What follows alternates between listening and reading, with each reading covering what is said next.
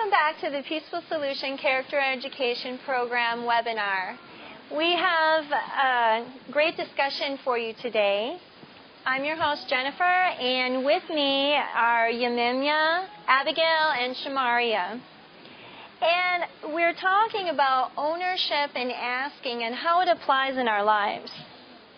Let's start with you, Abigail. Do you think that the lesson on ownership, like the one we saw today in the webinar, is important for the average person? Oh, yes. It wasn't until I took the class and I learned about ownership that a situation that occurred to me really it really opened my eyes. And it was a time where it was a friend of mine, and they took my things.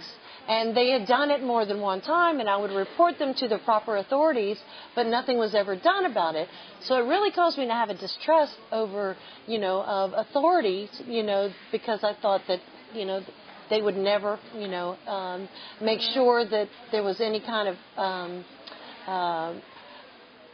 anything done for someone taking my stuff, And it was only through the class that I realized that if they indeed had taken the class, then that situation never would have occurred to me, and I wouldn't have been upset and caused me to have a distrust of authority figures. Sure. So it applies to everyone involved in a situation of ownership, whether you're the person owning it, the person wanting something, or an authority figure who has control of the situation. Right. It would have been helpful for them to have understood that. Yes. And so how have you applied ownership in your life as far as taking these classes? It really has taught me to treat my things with more respect as well as others, and to ask, and if there's a situation where I can't ask, then I will wait and figure out another way to take care of what I need to have taken care of, or make sure that I find the person that I need to ask. That's great. I know that, and that sounds like the character traits of respect and patience that you're talking about, and even responsibility, and that's what the Peaceful Solution is really, striving to teach people, and through such a simple thing as ownership. And it makes me think about how children are taught in our society today that we can share, whatever they have. Oh, share your toys, share your candy, share your clothes. I know that was something I was told I had to do as a young person. And, but the Peaceful Solution teaches us that sharing is a choice.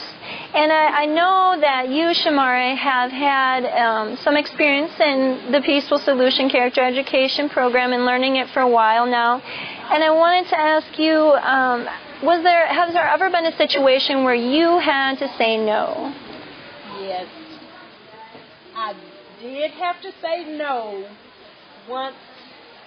Not too long ago, there was a relative of mine who wanted to use my car.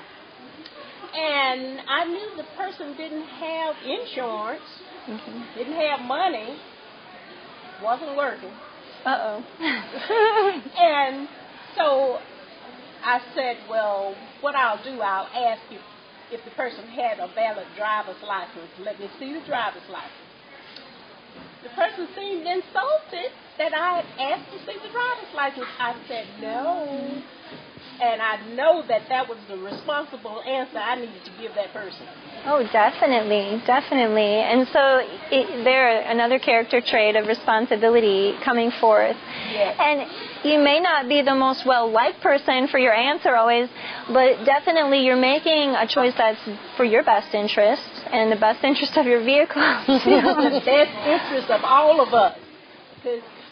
Exactly. If the person had an accident, it would have been on me, and I couldn't afford to pay for an accident. Yes.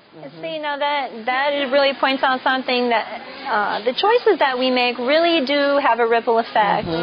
And we can see how just asking to borrow someone's thing, and if you had allowed that person, right, what could have taken place from there on could have affected other people's lives and your own in dramatic ways. So thank you for sharing that example with us.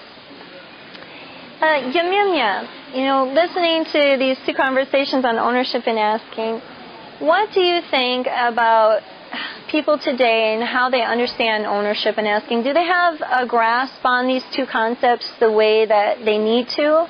No, actually they don't. To me, being part of society, I learned a lot from just attending the classes. I didn't know the deep detail, everything involved, that it's not just affecting me, I affect society. Mm-hmm. And every little thing, if I don't ask, it matters.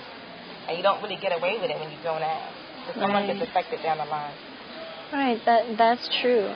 So do you think that, taking a book like this can change a person in studying this book? Absolutely. And we can, what do you all think about, taking these books and then saying in our communities and saying, okay, well, we need this book, and how can we get it implemented? What are ways that you have tried to implement this into your communities?